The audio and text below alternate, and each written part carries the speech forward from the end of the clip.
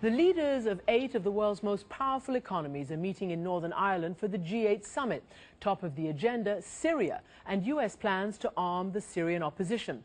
Now, the commander of Syrian opposition forces tells me that he still doesn't know exactly what the United States plans to deliver. And in Belfast, it is Putin versus Obama, as Russia warns the West not to send arms. And Bashar Assad warns Europe will pay the price, with terrorists, he says, flooding its backyard. But the United States is stepping up its support for the opposition because Assad is beginning to win big on the battlefield, aided by Iran and Hezbollah. Now, Iran is also front and center for G8 leaders after the stunning election victory of the moderate reformer Hassan Rouhani. He says the people's backing has ushered in a new era, and he used his first address to the world to call for a more moderate and constructive Iranian foreign policy. He said the relationship with the United States is complicated, an old wound that somehow must be healed.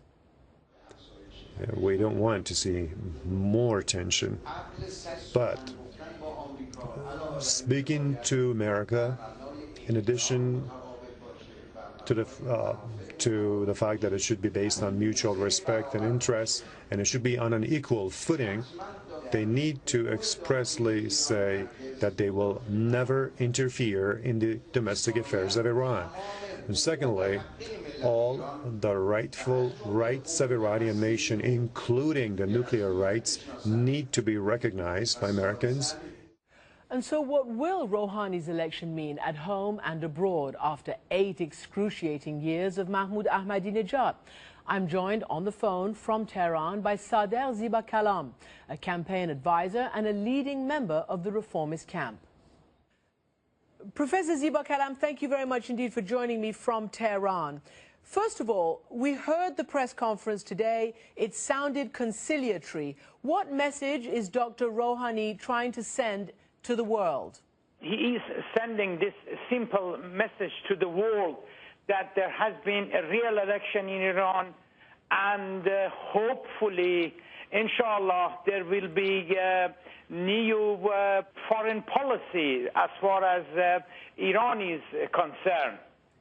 And what about, is he a real reformer? Obviously, it's within the system. Dr. Rouhani was a national security advisor. He's also one of the founders of the Islamic Revolution. Is he a reformer? It is not a question of being a reformist at the moment or not. The most important issue is not to continue with the policies that have been running and guiding Iran during the past, particularly 4 years, and moving towards a better conciliatory, realistic, and pragmatist policy. I think that is the main issue, and whoever can deliver this change is important, be it a reformist, be it a pragmatist, being even a non-reformist. Well, what do you make of then? Can he actually deliver? I note that Saeed Jalili, who is one of the more hardline conservative, he is the current nuclear negotiator, and he was a presidential candidate. He tweeted that he supported and congratulated Mr. Rouhani and that everyone has to work together. So does that mean the system, the supreme leader, is going to allow Dr. Rouhani to enact these things he's been saying today?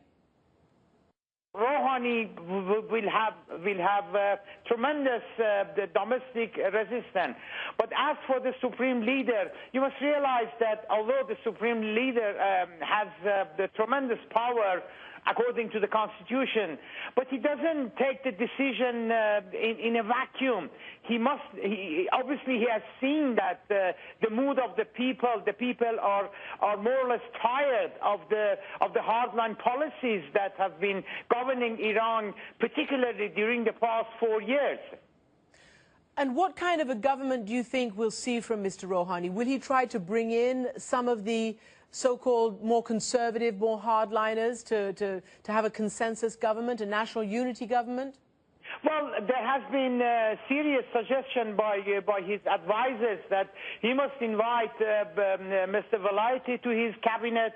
He must invite Bagher Ghalibaf. He must invite Mohsen Rezai. He definitely needs Velayati if he wants to conduct serious negotiation with 5+1 and also to break some ice with the West, because Velayati carries the support and confidence of the Supreme Leader Ayatollah Khamenei.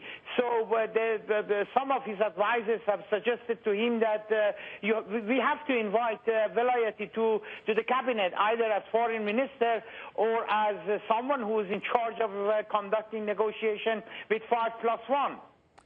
All right, Dr. Ziba Kalam, thank you very much indeed. And of course, to remind everybody, Mr. Velayati was a foreign minister and he has conducted negotiations with the West for many, many years. Thanks very much for joining us. You're welcome.